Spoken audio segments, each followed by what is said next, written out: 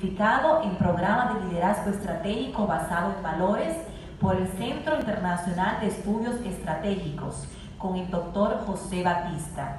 Consultor educativo en prevención de violencia, seguridad personal, organizacional y comunitario. Fundador de los programas de prevención Zona Escolar CODE, Programa Excelencia y Combate. Ha sido orador en Perú, Brasil, República Dominicana, Costa Rica, Puerto Rico y los Estados Unidos, con varias organizaciones, entre ellas Champions for Life.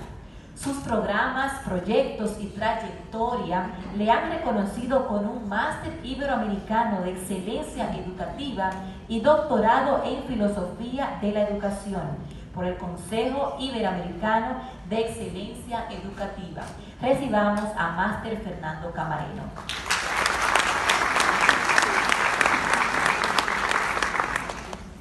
Bueno, muchas gracias por la invitación. Agradezco al Centro Profesional de Psicólogos Unidos, al doctor Luis Vergés y a su esposa, a la Cooperativa Herrera por esta iniciativa y este apoyo en esta problemática, cual considero que es una epidemia que está cada día en crecimiento, pero somos llamados a cambiar culturas, no a establecer culturas, no a cambiar culturas. Me acompaña mi esposa, la doctora María de los Ángeles Colón, quien está con nosotros en el día de hoy también. El tema del bullying es un tema muy interesante en el sentido de que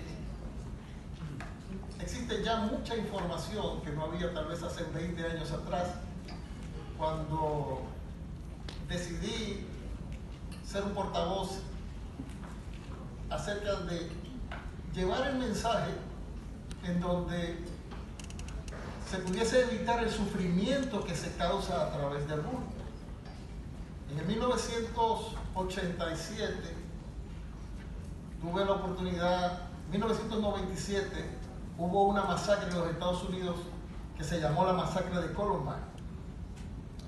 Una actividad en donde murieron muchas personas y de ahí se abrió una caja de Pandoras en donde el gobierno de los Estados Unidos, junto con el Departamento de Salud, el Departamento de Educación y el gobierno federal, el FBI, catalogaron la problemática del bullying como terrorismo interno. ¿Por qué? Porque causaba terror. Entonces, yo quiero preguntarles a ustedes si ustedes están de acuerdo conmigo con esta frase que les voy a leer. El capital humano es el bien más importante de un país. ¿Cuántos están de acuerdo conmigo con eso? Fíjense qué interesante, eso lo trajo el señor José Campillo y Cosio, quien fue consejero económico de Felipe V para el nuevo sistema económico para la América en el 1873. ¿Ha cambiado la historia? Tenemos la misma necesidad. El ser humano está constantemente buscando cómo llegar a ser, porque no se considera que ya es.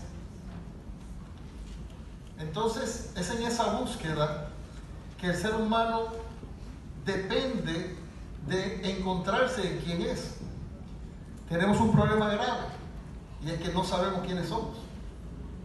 Y si no sabemos quiénes somos, entonces el único marco de referencia que le quedaba a la humanidad era la cosmovisión de su pueblo.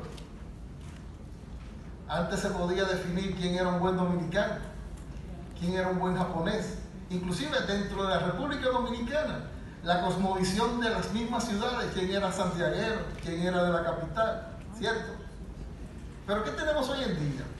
Hoy en día las fronteras se han abierto, hoy en día la tecnología ha acercado a los pueblos y nos hemos convertido en una gran villa global. Entonces ese marco de referencia que quedaba tal vez para definir y ayudar a definir quién yo soy, se está perdiendo, no existe. Entonces, cuando tú no tienes un marco de referencia acerca de quién tú eres, el ser humano tiene un sentimiento que se llama miedo. Y ese miedo se transforma en violencia. Si usted quiere saber el por qué la violencia hoy en día se ha incrementado, es porque la gente tiene miedo. El miedo es el mecanismo usado de esa forma para esconder ese miedo que tenemos.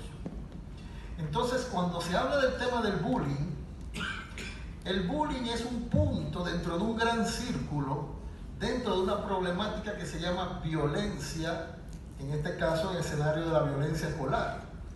Pero la violencia escolar tiene tres áreas. Está la violencia en la escuela, está la violencia de parte de la escuela y está la violencia contra la escuela.